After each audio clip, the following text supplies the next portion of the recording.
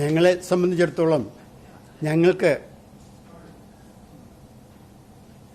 ഈ സന്ദർഭത്തിൽ നിങ്ങളോട് പറയുവാനുള്ളത്, ഞങ്ങൾ വളരെ കാലമായി വെള്ളാപ്പള്ളി നടേശൻ വന്ന കാലം മുതൽ അദ്ദേഹത്തിൻ്റെ ഓരോ ചെയ്തികളും ദുശ്ചെയ്തികളും സമുദായ മധ്യത്തിലും സാമൂഹ്യ മണ്ഡലത്തിലും കൊണ്ടുവരുന്നതിന് വേണ്ടി യത്നിച്ചിട്ടുള്ള ആളുകളാണ് ഞങ്ങളെല്ലാം ശ്രീനാരായണ ഗുരുദേവൻ സ്ഥാപിച്ച ശ്രീനാരായണ ധർമ്മപരിപാലന യോഗം ലോക നന്മയ്ക്ക് വേണ്ടിയും സാമൂഹ്യ പുരോഗതിയും ലക്ഷ്യമാക്കി ഉണ്ടായിട്ടുള്ള ഒരു മഹത്തായ സംഘടനയായിട്ടാണ് ഞങ്ങളതിനെ കാണുന്നതും അതിനെ ആരാധിക്കുന്നതും അതിൻ്റെ പ്രവർത്തകരായതും. അവിടെ അഴീക്കോടിൻ്റെ ഭാഷയിൽ പറഞ്ഞാൽ ചന്ദനമരത്തിൽ ചുറ്റിയ വിഷസർപ്പം എന്ന പോലെ വെള്ളാപ്പള്ളി നടേശൻ വന്നതിന് ശേഷം അതിൻ്റെ ജനാധിപത്യ മര്യാദകൾ മുഴുവൻ ലംഘിച്ചുകൊണ്ട് തൻ്റെ കൂട്ടാളികളായ കശ്മലന്മാരെയും കള്ളുവ്യാപാരികളെയും അതിൻ്റെ ഓരോ യൂണിയനുകളിലും ഇരുത്തിക്കൊണ്ട് ഇന്ന് ആ സംഘം ശ്രീനാരായണ ധർമ്മപരിപാലന യോഗം അദ്ദേഹത്തിൻ്റെ ഒരു പോക്കറ്റ് സംഘടനയായി മാറ്റിയിരിക്കുകയാണ്. അദ്ദേഹം പറയുന്നത് ചെയ്യുന്നതിന് വേണ്ടി കുറേ കിങ്കരന്മാരെ അഴിച്ചുവിട്ടിട്ടുണ്ട്. അതല്ലാതെ യോഗപ്രവർത്തകരെല്ലാം അദ്ദേഹത്തെ ഉപേക്ഷിച്ചു കഴിഞ്ഞു. അത് മനസ്സിലാക്കിക്കൊണ്ടാണ് ഇപ്പോൾ അദ്ദേഹം ചില പ്രവൃത്തികൾ ചെയ്യുന്നത്. ദൂരെ നിന്നും കൂലിക്ക് ആളെ കൊണ്ടുവന്ന് സ്വീകരണങ്ങൾ അറേഞ്ച് ചെയ്യുന്നത്, അവിടെയെല്ലാം കസേരകൾ കാലിയായി കിടക്കുന്നതാണ് നമുക്ക് കാണാൻ സാധിക്കുന്നത്. ഞങ്ങളെ സംബന്ധിച്ചിടത്തോളം അദ്ദേഹം ഒരു സാമൂഹ്യ വിപത്തായി മാറിക്കഴിഞ്ഞു. ഈ കേരളീയ സമൂഹത്തെ സംബന്ധിച്ചിടത്തോളം വെള്ളാപ്പള്ളി നടേശൻ ഒരു സാമൂഹ്യ വിപത്തായി മാറിക്കഴിഞ്ഞു. അത് മതസൗഹാർദ്ദം തകർക്കുന്ന രീതിയിലുള്ള അദ്ദേഹത്തിൻ്റെ പ്രവർത്തനങ്ങളും പ്രസംഗങ്ങളും വേറെ ലക്ഷ്യത്തിനു വേണ്ടി മറ്റു ചിലർക്ക് ചില താവളങ്ങൾ ഒരുക്കുന്നതിന് വേണ്ടിയും ചില പ്രയോജനങ്ങൾ ഉണ്ടാക്കുന്നതിനും വേണ്ടിയും അദ്ദേഹം കേരളത്തിൻ്റെ സാമൂഹ്യ അന്തരീക്ഷത്തെ കലുഷിതമാക്കാനുള്ള പ്രവർത്തനങ്ങൾ കുറേ കാലമായി നടത്തിക്കൊണ്ടിരിക്കുന്നു.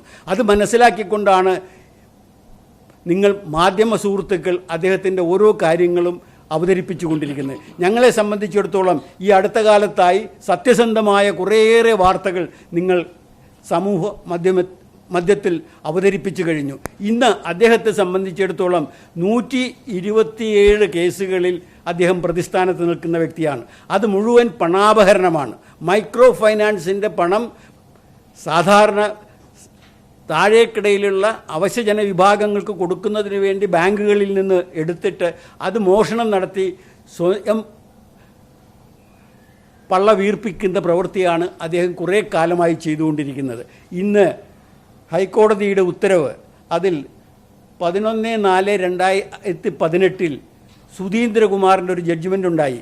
അത് VS അച്യുതാനന്ദൻ കൊടുത്ത ഒരു പരാതിയെ സംബന്ധിച്ച് അന്വേഷിക്കാൻ വേണ്ടി vigilance and anti corruption bureau crime number 5/2016 ഒരു ക്രൈം രജിസ്റ്റർ ചെയ്തുകൊണ്ട് അതിൻ്റെ അന്വേഷണം തുടങ്ങിയപ്പോൾ അത് റദ്ദ് ചെയ്യുന്നതിന് വേണ്ടി വെള്ളാപ്പള്ളി നടേശൻ ഹൈക്കോടതിയെ സമീപിക്കുകയും ഹൈക്കോടതി വെള്ളാപ്പള്ളി നടേശൻ്റെ ഹർജി തള്ളിക്കൊണ്ട് വെള്ളാപ്പള്ളി നടേശനെതിരെ VS അച്യുതാനന്ദൻ കൊടുത്തിട്ടുള്ള ഹർജി കേരളത്തിലെ ഒരു അറിയപ്പെടുന്ന പ്രോവൺ ട്രാക്ക് റെക്കോർഡുള്ള നല്ല നിലയിൽ പ്രവർത്തിക്കുന്ന ഒരു ഡിസ്ട്രിക്ട് സൂപ്രണ്ടൻ്റ് ഓഫ് പോലീസിനെ അതിൻ്റെ അന്വേഷണ ചുമതല ഏൽപ്പിക്കണമെന്നും ആ അന്വേഷണത്തിന് വേണ്ടുന്ന എല്ലാ സാഹചര്യങ്ങളും ഒരുക്കി കൊടുക്കണമെന്നും വിജിലൻസ് ആൻഡ് ആൻറ്റി കറപ്ഷൻ ബ്യൂറോയ്ക്ക് നിർദ്ദേശം കൊടുക്കുകയും അതൊരുക്കുന്നതിന് വേണ്ടുന്ന നിർദ്ദേശം സംസ്ഥാന ഗവൺമെൻറ്റിനും കൊടുക്കുകയും ഉണ്ടായി. പക്ഷേ അന്വേഷണം പ്രഹസനമാകുന്ന രീതിയിലാണ് കഴിഞ്ഞ 10 കൊല്ലമായി നടത്തിക്കൊണ്ടിരുന്നത്.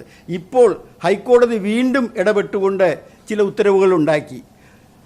ഈ അന്വേഷണം കാര്യക്ഷമമായി നടക്കുന്നില്ല എന്നും അതിനെ ശരിയായ ദിശയിൽ നടന്നില്ല എങ്കിൽ ഉദ്യോഗസ്ഥനെ മാറ്റും എന്നെല്ലാം പറഞ്ഞുകൊണ്ട് ഹൈക്കോടതി കർശന നിർദ്ദേശം കൊടുത്തപ്പോൾ 21 കേസിൽ റിപ്പോർട്ട് കൊടുത്ത ഉദ്യോഗസ്ഥൻ സമർപ്പിച്ച ഒരു കേസിൽ വെള്ളാപ്പള്ളി നടേശനെതിരെ മേൽ നടപടിക്ക് vigilance and anti corruption bureau director ഉത്തരവ് കൊടുത്തിരിക്കുന്നു.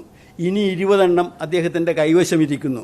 അതിലും എത്രയും വേഗം അനുമതി കൊടുത്തുകൊണ്ട് വെള്ളാപ്പള്ളി നടേശനെ പ്രോസിക്യൂട്ട് ചെയ്യുന്നതിന് വേണ്ടുന്ന നടപടികൾ ത്വരിതപ്പെടുത്തണമെന്നാണ് ഞങ്ങൾക്ക് ആവശ്യപ്പെടാനുള്ളത്. ആ കാര്യത്തിൽ ഞങ്ങൾക്ക് ഈ സർക്കാരിൻ്റെ ഭാഗത്തു നിന്ന് നടപടി ഉണ്ടാകുമെന്നുള്ള കാര്യത്തിൽ യാതൊരു സംശയവുമില്ല. സർക്കാർ വേണ്ടത് ചെയ്യുമെന്നുള്ള കാര്യത്തിൽ ഞങ്ങൾക്ക് ഉറപ്പുണ്ട്. കാരണം ഈ സർക്കാരിനെ ഇന്നത്തെ സ്ഥിതിയിലേക്ക് ഭരണത്തിൽ കൊണ്ടുവന്നത് ശ്രീനാരായണീയരുടെ വോട്ടുകൊണ്ടാണ്. വെള്ളാപ്പള്ളി നടേശനെതിരെയുള്ള വോട്ടുകൊണ്ടാണ് ഈ 102 നിയമസഭാ സാമാജികരെ അസംബ്ലിയിലേക്ക് അയക്കുവാൻ ഈ UDF-ന് സാധിച്ചത്.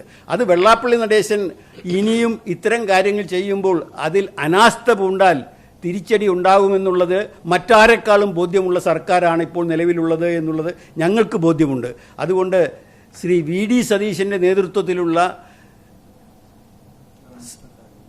കേരള സർക്കാർ എത്രയും വേഗം ഈ കാര്യത്തിൽ ഉത്തരവുകൾ ഇറക്കണം.